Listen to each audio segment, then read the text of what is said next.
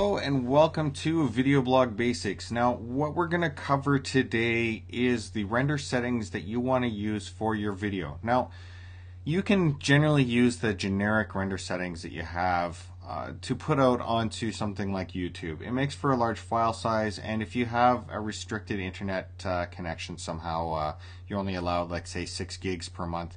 Be very careful with this because those file sizes can very quickly eat up a lot of those dollars that you need to have for other internet surfing or business that you're going to be dealing with.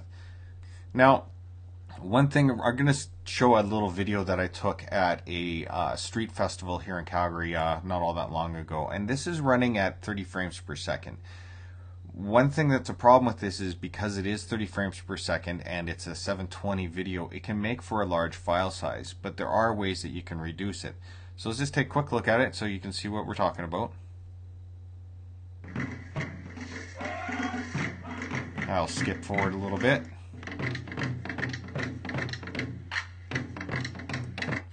So you've got this video, and one thing you can do is you can buy QuickTime X or the QuickTime Pro, which is really good. Let's just go right here. So yeah, it's a QuickTime X, it's QuickTime Pro. I'd recommend you purchase it. It allows you to save things out reasonably well. The problem is that it doesn't give you a whole lot of functionality as far as being able to save things out, and I'll show you why here in a moment. But you can do a save as, and it will give you some generic settings like HD 720p, but that doesn't set things up to stream properly on your website or make for a smaller file size. There's two things that you kind of look for when you're doing a video render. First of all, it's file size. Try to get that down as much as possible. And if you're going to host the video on your own site, you want to set it up so that it streams. And those are two different things, and some people get them mixed up. Just because you have a small file doesn't mean that it's going to stream. You got to make sure that you have everything set up for streaming. Now, I could show you through this QuickTime X. You can dig and dig and dig, and you just can't seem to find any good streaming settings. You can share to YouTube or iTunes and stuff like that, but it still just doesn't quite give you what you need. So I'm going to close this one down here. Now what you can do though is if you purchase QuickTime Pro, you can get QuickTime 7. So just do a quick search for QuickTime 7 and it will take you to this little spot here, this Apple Store, QuickTime, what's QuickTime 7. This is the one you really want to get. The reason why is that it gives you a lot of good options to deal with things. So this is kind of the Pro one. It's an older version of the software, but it's the better version of the software. So come in here and download it. And I'm not sure how much the purchase of QuickTime Pro is, but it's definitely worth the money. I think it's like $20, $50, something like that, but it's worth every cent. So this is where you can find the QuickTime Pro. We're going to close that down, and this is what QuickTime Pro looks like right here. Just slightly different than what we'd seen earlier. And you still have the same video. Still plays the same way. Right? So here's where you want to get the QuickTime 7, or why you want to get it is that when you come here, you can export for web. Not recommending that you use export for web. Yes, the generic settings are not too bad, but I've just not ever had any good luck with it. So what I end up doing is I do export. I want to export this as an MPEG-4 file or an MOV file. MPEG-4 is generally my choice. And at this point, you can use you want to use it for internet or default settings. We're just going to go into the options here. And don't be scared, you got to dig in a little bit, but sometimes this is so worth it in the end. So video format, you always want to have H.264. Image size, there's no reason why you shouldn't have it 1280 by 720 unless the video originally was smaller than that. Right?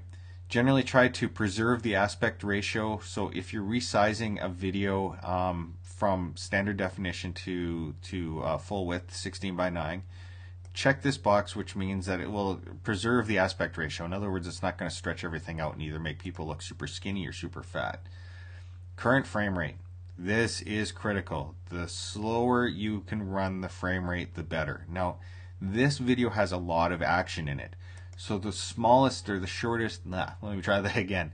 The smallest frame rate that I'm really comfortable with is about 24 frames per second, but that's still 6 frames per second less than 30 frames per second. It will make a file size difference. Keyframe, just make that automatic, and we're going to go and look at these video options right here. Generally leaving it default is fine. Best quality multipass, I recommend that you always, if you have time, do the multipass. Sometimes you just don't have time to render the file out using multipass, but use it as much as you possibly can. It makes a huge difference in the quality. Next thing we're going to do is we're going to go into audio. Now, most people are going to probably be watching your video on a laptop or a computer with just standard desktop speakers. Sometimes they have headphones, but let's be honest, do they really need to have stereo? Probably not. So let's just knock that down to mono. That reduces the audio size substantially just by getting rid of that extra channel. Leaving the default audio format's generally fine. And the data rate, if you have some really good quality audio, you can still turn this down to, like, say 96. For stuff that I'm not too concerned about, I just want people to be able to hear my voice and some standard background stuff, I go right down to 32. So mono 32, encoding quality, you generally want to keep that about where it is. Output sample rate, turn that to 32 as well.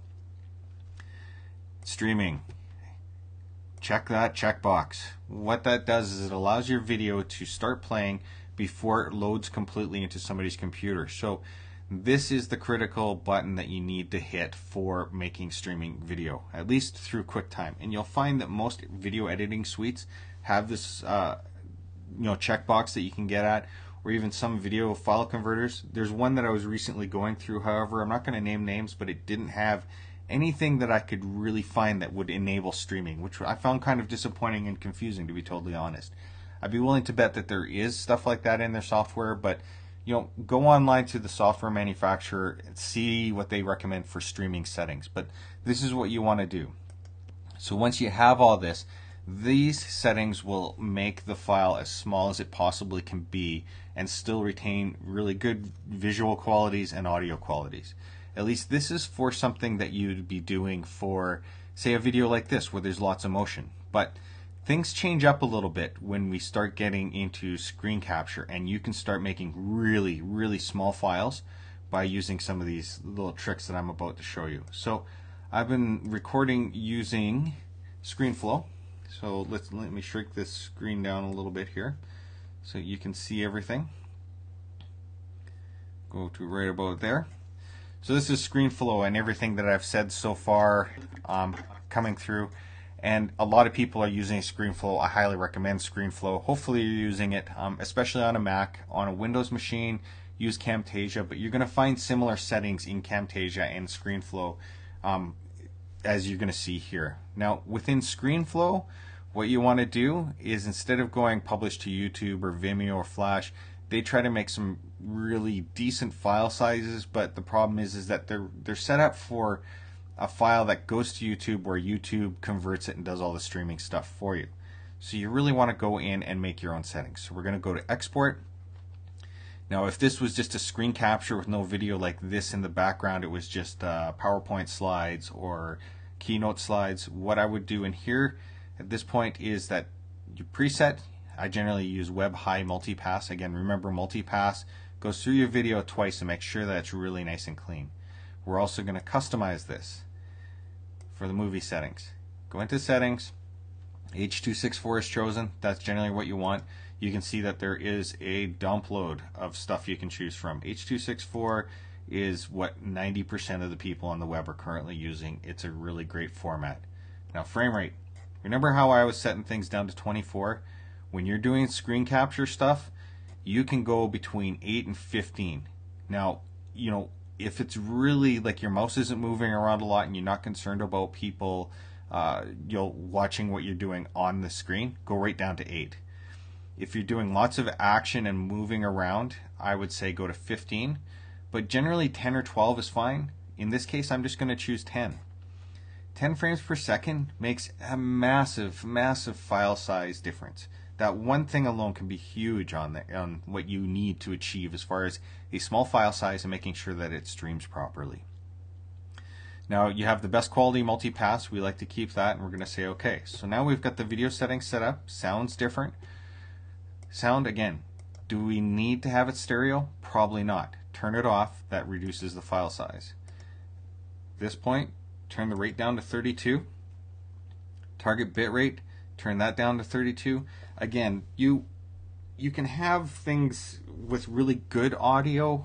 It might be recommended that you can turn that up, but I found that it works fine with 32. That's what you're listening to this right now, so it seems to have worked quite fine. And normal, you can turn this up, but the normal setting seems to have worked quite well for me. So I'll say OK, and that's my settings. Also, make sure you check prepare for internet streaming. Now you're going to find these kind of buttons in Camtasia on the Windows side, and hopefully I'll get a chance to go through that soon. But dig into the screen settings or into the movie settings for rendering when you start doing the export, and start taking a look at things. Make sure it's H.264. Turn your frame rate down to as small as you possibly can. Key frame rate. That was one thing I didn't actually come in here. Now I make sure that I hit frame reordering, and keyframes, just make it automatic. The computer generally does a much better job at that. So I apologize, it's sort of a step back, but so you have the frame reordering. Yes, we can do that. Encoding, multipass, which does it really fine. Now this dimensions here, you can see that I can change the dimensions right in here. So we're not going to be concerned about the dimensions at this point right now. And the sound, we turn it down to mono and 32 kilohertz and 32 kilobits per second. Prepare for internet streaming, and we hit OK. We want to have it the full size for the 720, so we just say 100%, and we hit export. And these will create the file sizes that you need, and they will also create the files that will stream on your website, so that you don't necessarily have to host things on YouTube. If you want to put a video behind a paywall, this is the kind of settings that you want, because at that point, we're going to cover this in the future, is that we're going to use the FV Flow Player plugin for WordPress. And I'll show you how to get a streaming video really quick and clean on your website using that and these sorts of export settings. So hopefully that's helped you out, and I'll talk with you guys shortly.